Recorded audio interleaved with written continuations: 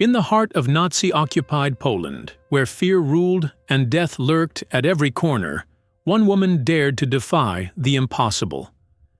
Irena Sendler wasn't a soldier. She was a social worker.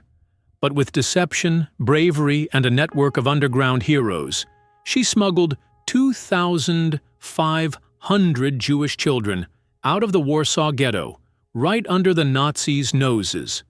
This is the incredible true story of how one woman risked everything to save thousands from certain death, and the heartbreaking secret she buried in glass jars. The Nightmare of the Warsaw Ghetto. In 1939, when Nazi Germany invaded Poland, the country fell into chaos. But for Jewish families, the nightmare was only beginning. By 1940, the Nazis forced over 400,000 Jewish men, women, and children into a small, cramped district in Warsaw, the infamous Warsaw Ghetto. Surrounded by towering walls and patrolled by armed guards, this area became a prison of suffering. Food was scarce, disease spread like wildfire, and every day brought new horrors. People collapsed from starvation on the streets, while others awaited the dreaded knock on their doors, knowing it could mean deportation to a concentration camp and almost certain death. Among the thousands walking these streets was a young woman who didn't belong there. Irena Sendler, a Polish social worker, moved through the ghetto under the pretense of inspecting sanitation and disease outbreaks. To the Nazi soldiers at the gates, she was just another government worker. But in reality, she was on a secret mission, one that could cost her life. Irena saw the despair in the ghetto, the hollow eyes of starving children, and the helplessness of parents who knew their time was running out. She couldn't stand by and do nothing. While the Nazis treated Jewish lives as disposable, Irena saw each child as a future that deserved to be saved. With the help of the underground resistance group Żegota, she devised an extraordinary plan to smuggle children out of the ghetto before the Nazis could send them to their deaths.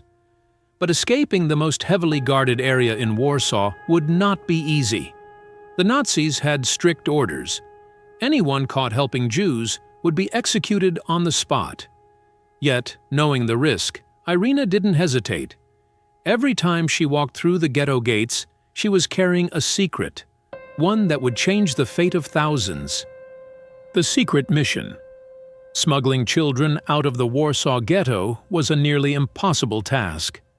The Nazis had sealed the area with towering walls, barbed wire, and armed guards patrolling every entrance. Anyone attempting to escape, or help someone escape, faced immediate execution. But despite the danger, Irena Sendler refused to stand by and watch innocent lives be destroyed. She had joined Żegota, the Polish underground resistance, and together they orchestrated one of the most daring rescue operations of World War II. With her position as a social worker, Irena had special permission to enter the ghetto, claiming she was there to inspect sanitation and prevent disease outbreaks.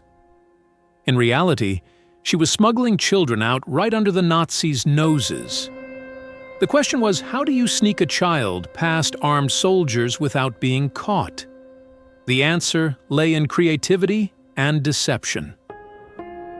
Irena and her network of volunteers used a variety of ingenious methods. Some infants were sedated and placed inside toolboxes, hidden under piles of supplies, or smuggled out in sacks. Toddlers were concealed in ambulances, disguised as sick patients suffering from highly contagious diseases, something the Nazi guards were too afraid to inspect closely. Older children were guided through hidden underground tunnels, slipping into the sewers beneath the city, or crawling through secret passageways inside buildings bordering the ghetto walls. Some children were even hidden beneath piles of trash in wagons and carted out as waste. Every escape was a gamble, a life-or-death game of deception where one wrong move could mean disaster. But escaping the ghetto was only half the battle. Once outside, the children needed new identities to avoid being recaptured. Irena gave them false Christian names and placed them with Catholic orphanages, convents, or sympathetic Polish families who risked their lives to shelter them. Teaching the children new identities was crucial. Many were too young to understand the danger, and one slip of the tongue could betray them. Despite the overwhelming fear and the constant threat of betrayal, Irena pressed on. Each time she walked into the ghetto, she knew she might not make it out alive. Yet she continued her mission, time and time again, determined to save as many innocent lives as possible. Pause for a moment and support the channel by liking and subscribing. Now, let's dive back into this amazing story. The ultimate sacrifice. For years, Irena Sendler carried out her dangerous mission with astonishing success, rescuing Jewish children from certain death. But the risk was immense. The Nazis were becoming more suspicious, tightening their grip on the Warsaw Ghetto and increasing their patrols. Every day, informants roamed the city, eager to turn in resistance members for a reward. Irena knew it was only a matter of time before someone betrayed her, and in 1943, the inevitable happened. One cold autumn morning, the Gestapo, Nazi Germany's secret police, stormed into her home. They had discovered her involvement with Żegota and the secret network that had been smuggling children out of the ghetto. Irena had anticipated this moment. She had carefully hidden all the names of the rescued children, each written on a small slip of paper and stored inside glass jars, burying them in a neighbor's garden. When the Gestapo ransacked her home, they found nothing. But they had enough evidence to arrest her. Dragged to the infamous Pawiak prison, Irena faced brutal interrogation. The Nazis demanded she reveal the names of her fellow resistance members and the whereabouts of the Jewish children she had saved. But no matter how much they tortured her, she refused to speak. The beatings were relentless. The Gestapo broke her legs and feet, yet she remained silent. With each blow, she clung to her mission. She would not let the Nazis erase the lives she had fought so hard to protect. When torture failed to break her, the Nazis sentenced her to death. She was to be executed by firing squad, her heroic effort seemingly coming to a tragic end. But even in her darkest moment, fate intervened. Unbeknownst to her captors, the Polish resistance had bribed a Nazi officer to let her escape. The night before her scheduled execution, Irena was smuggled out of prison, her name added to the list of the dead. As far as the Nazis were concerned, she had been executed. Despite her near-death experience, Irena did not give up. She went into hiding, but continued working for the resistance in secret. Even with her broken body, she still found ways to help others, ensuring that the Jewish children she had saved remained hidden and protected. Her sacrifice and unwavering courage had saved thousands of lives. But her mission was far from over. The unfinished mission. Though Irena Sendler had barely escaped death, her work was not over. Forced into hiding after her miraculous escape from the Gestapo, she remained dedicated to the children she had saved. She knew that one day, these children would need to reclaim their true identities.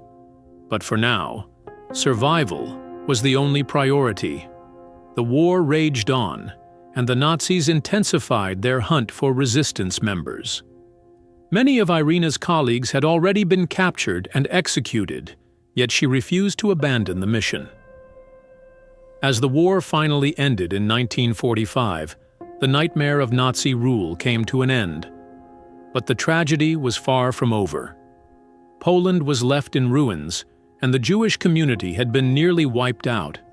Irena, determined to reunite the rescued children with their families, immediately began digging up the glass jars she had buried years earlier.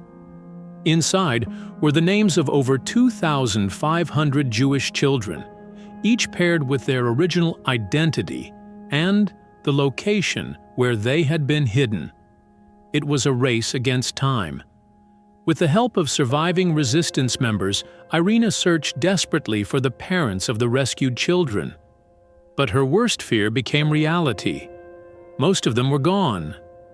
The majority of the children's parents had been deported to concentration camps like Auschwitz and Treblinka, where they had perished. The reunions Irena had dreamed of were rare, and instead she found herself delivering heartbreaking news to children who barely remembered their families. Many of them had grown up in Catholic orphanages or with Polish foster families, knowing nothing about their Jewish heritage. Some were too young to understand the truth, while others struggled to accept it. Irena had saved their lives, but she could not undo the pain of what had been lost. With no parents to return to, many children remained with their adoptive families or stayed in orphanages, their Jewish identities forever altered. It was a bittersweet victory. She had defied the Nazis, rescued thousands, and preserved their names. Yet the wounds of war left scars that could never fully heal. Even so, Irena never regretted what she had done. She had given these children a future, even if it was not the one they were born into. The forgotten hero. For decades, Irena Sendler's heroic actions remained largely unknown outside Poland. After the war, she returned to a quiet life, largely avoiding the spotlight. Her selfless acts of bravery had saved over 2,500 children, but the world had not yet recognized her extraordinary courage. While some knew her as a local hero, the broader world was unaware of the woman who had defied the Nazis and risked everything to rescue innocent lives. Irena never sought fame or accolades. Her only concern was saving children and preserving their identities for a future reunion. However, the tides began to change in the early 2000s. In 2000, a group of high school students in Kansas, United States, were researching World War II heroes and stumbled upon Irena's story. Moved by her courage, they brought her story to light through a play called Life in a Jar. The play spread quickly, eventually reaching the global stage, where Irena's incredible acts of bravery were finally recognized. In 2007, at the age of 97, Irena was nominated for the Nobel Peace Prize, a fitting recognition for a woman who had saved so many lives at such great personal cost. Though the Nobel Prize was not awarded to her, the world had finally acknowledged Irena's heroism. She received numerous honors and awards, including the Order of the White Eagle, Poland's highest civilian distinction, and was celebrated in ceremonies around the world. Irena spent the final years of her life speaking about her experiences, sharing her story with anyone willing to listen. In 2008, she passed away at the age of 98, having witnessed the recognition of her legacy.